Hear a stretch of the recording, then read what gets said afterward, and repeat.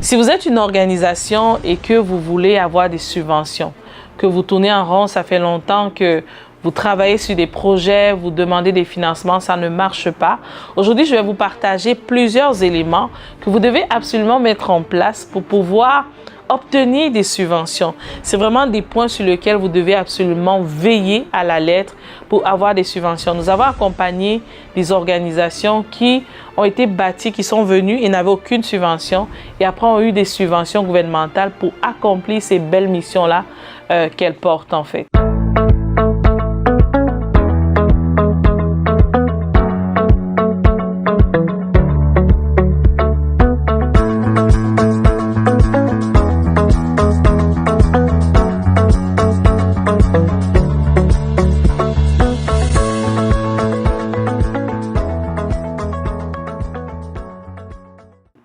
La première des choses que vous devez absolument faire, et ça on le fait encore en cabinet avec les organismes. Il y a beaucoup d'organismes qui veulent aider, qui ont de très belles missions, mais au niveau de la vision, mission, valeur, objectif, il n'y a rien de vraiment concret. La mission est très large, elle est mal définie, on ne comprend pas vraiment c'est quoi leur cible, on est éparpillé. Ils ont juste le cœur dans ce qu'ils veulent donner. Alors, ce que vous devez absolument faire, si vous voulez être subventionné, vous voulez avoir des subventions, prenez le temps de mettre de l'ordre sur ces piliers-là. Je disais à un entrepreneur social dernièrement, de nos clients, la mission, la vision, les valeurs et les objectifs sont comme la fondation de notre maison entrepreneuriale, de notre maison sociale. Donc, prenez le temps d'aller clarifier, même avec un conseiller, appelez-nous si vous voulez, de prendre une consultation pour vraiment aller clarifier c'est quoi notre vision. Parce que ces paramètres-là ont un impact capital en termes de subvention. Lorsque vous voulez demander la subvention, il suffit des choix des mots, il suffit des choix du ciblage et ça change complètement tout.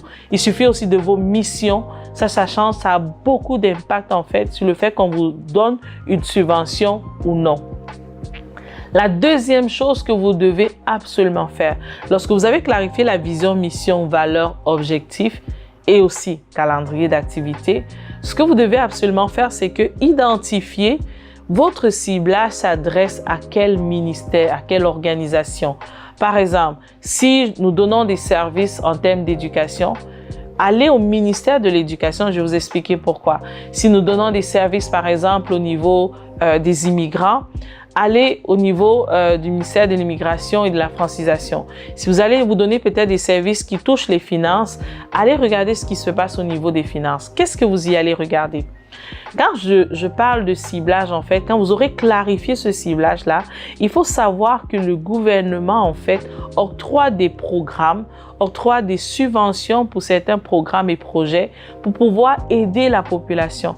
Et le gouvernement a besoin des organismes comme vous, en fait.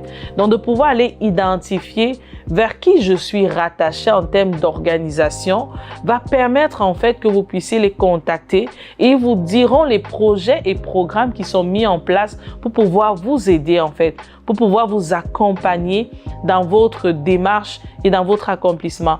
Parce que quand vous bâtissez ou vous mettez en œuvre ces projets-là, vous aidez ces grosses organisations à accomplir leur mission aussi. Donc ça, c'est vraiment le deuxième point que vous devez absolument mettre en place. Par la suite, il y a un paramètre qui est capital. On voit des organismes ne pas avoir des subventions à cause de ces paramètres-là. C'est vraiment la question de vos finances. À partir d'aujourd'hui, mettez un accent capital sur la gestion financière de votre organisation, sur l'organisation ou la structure organisationnelle de votre structure ou de votre organisation. C'est qui, est-ce que les rencontres de CA sont tenues? Est-ce que vous avez les procès-verbaux? Quelles sont les activités que vous menez en fait? Notez tout. Organisez-vous bien. Prenez du temps pour bien structurer ces éléments-là. Vous pouvez avoir de dire, OK, on veut des subventions. Vous pouvez vous donner une année, maximum une année. Et pendant cette année-là, vous arrangez vos dossiers. Vous arrangez tous ces paramètres dont on a cité.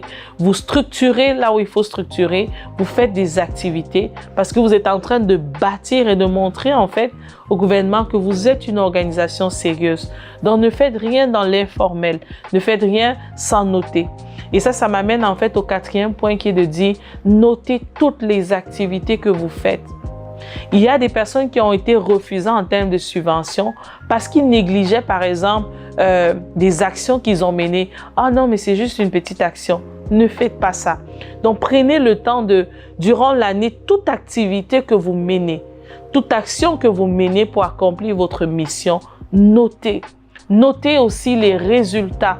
Quels sont les résultats que vous avez obtenus? Quels sont les impacts dans la société par rapport à votre projet? Parce que c'est vraiment ces paramètres-là qui vont être regardés lorsque vous allez pouvoir demander des subventions pour vos projets.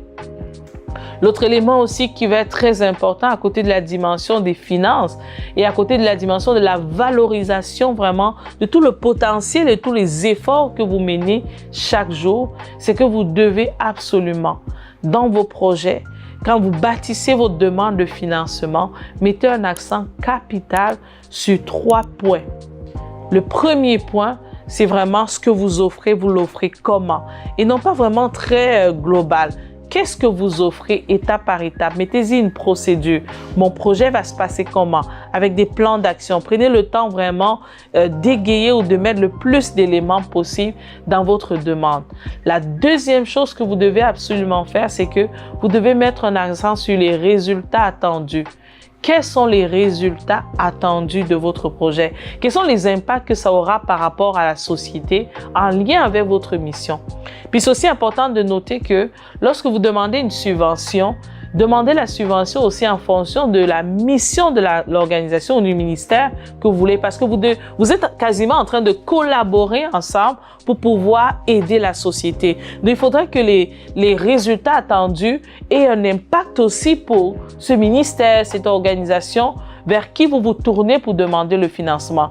Quand ils vous financent, qu'est-ce qu'ils y gagnent? Qu'est-ce qu'ils y gagnent? Donc, que ce soit vraiment clair cette question-là pour pouvoir bien bâtir votre offre en fait. Qu'est-ce qu'ils y gagnent en termes d'impact social?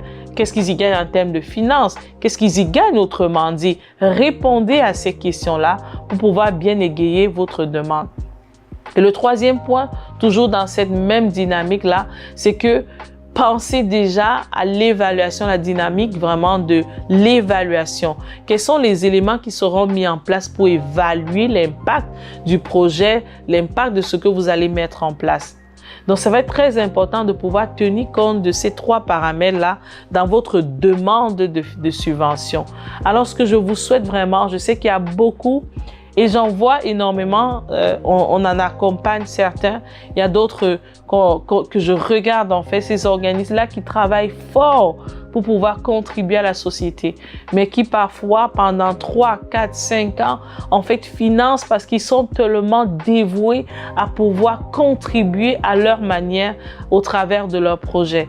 Alors à partir d'aujourd'hui, mettez ces éléments en place. Prenez-y du temps parce que c'est un temps qui est bien investi. Et dans tout ce que vous ferez, mettez du sérieux, mettez de l'excellence. Prenez du temps de bien bâtir ce que vous avez. Alors, tenez compte de ça et enfin que vous puissiez être soutenu et accompagné pour mieux accomplir votre mission et obtenir ces subventions-là dont vous avez besoin pour vous déployer. C'était Bernadette Time, stratège d'affaires. Merci.